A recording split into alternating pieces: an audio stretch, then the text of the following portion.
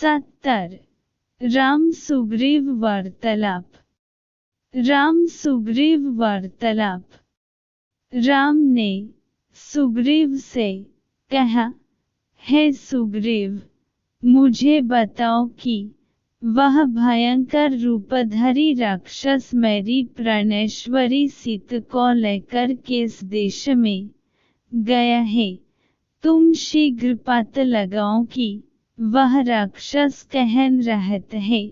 वानरराज धोखे में डलकर और मेरा अपमान करके मेरी प्रियतम को अपहरण करने वाला वह निशाचर मेरा घोर शत्रु है। मैं आज ही उसका वध करके सीता को मुक्त कराऊंगा। राम के शोक से पीड़ित वचन को सुनकर सुग्रीव ने उन्हें आश्वासन दिया, हे राम, मैं नीच कुल में उत्पन्न उस पापात्म राक्षस की शक्ति और गुप्त स्थान से परिचित नहीं हूँ, किंतु मैं आपको विश्वास दिलाता हूँ कि मैं शीघ्र ही ऐसा यत्न करूँगा कि मिथिलेश कुमारी सीता आपको मिल जाए। अतः आप धैर्य धारण करें। इस प्रकार से व्याकुल होना व्यर्थ है। व्याकुल होने पर मनुष्य की बुद्धि गंभीर नहीं रह पाती। आपको इस प्रकार से अधीर होना शोभा नहीं देता। मुझे भी पत्नी के विरह का महान कष्ट प्राप्त हुआ है, तथापि मैं पत्नी के लिए निरंतर शोक नहीं करता।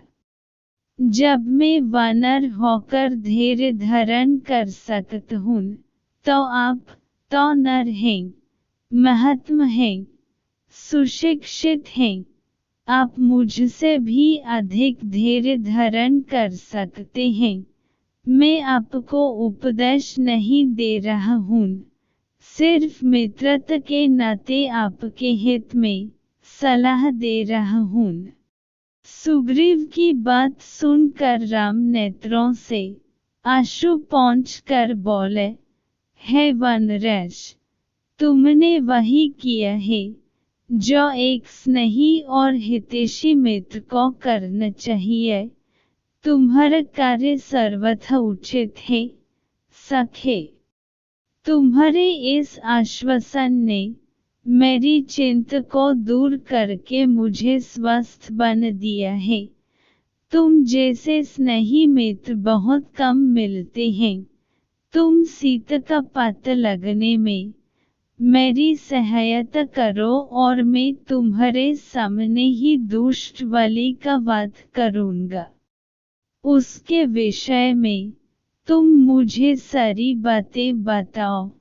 विश्वास करो, बलि मेरे हाथों से नहीं बच सकता। राम की प्रतिज्ञा से संतुष्ट होकर सुग्रीव बोले, हे रघुकुलमणि, बलि ने मेरा राज्य और मेरी प्यारी पत्नी मुझसे छीन ली है। अब वह दिन रात मुझे मरने का उपाय सोचा करता है। उसके भय के कारण ही मैं इस पर्वत पर निवास करता हूँ। उससे ही भयभीत होकर मेरे सब साथी एक एक करके मेरा साथ छोड़ गए हैं।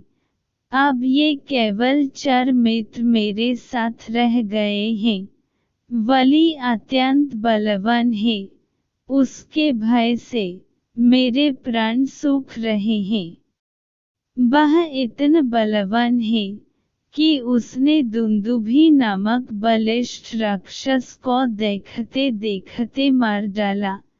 जब वह साल के वृक्ष को अपनी भुजाओं में भरकर झकझोरता है, तो उसके सारे पत्ते झड़ जाते हैं।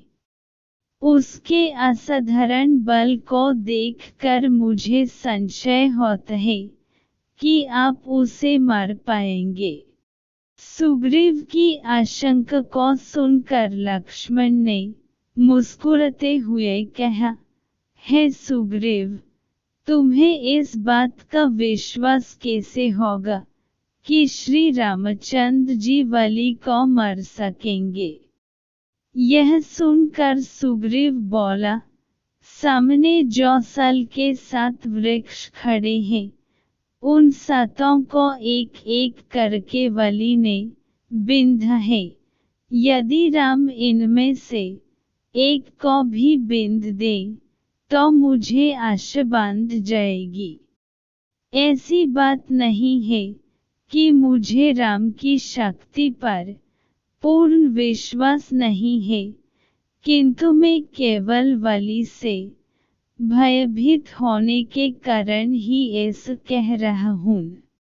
सुग्रीव के ऐसा कहने पर राम ने धनुष पर प्रत्यंचा चढ़ाई और बाण छोड़ दिया, जिसने भीषण टंकर करते हुए एक साथ 7 साल वृक्षों को और पर्वत शिखर को भी बिंद डाला।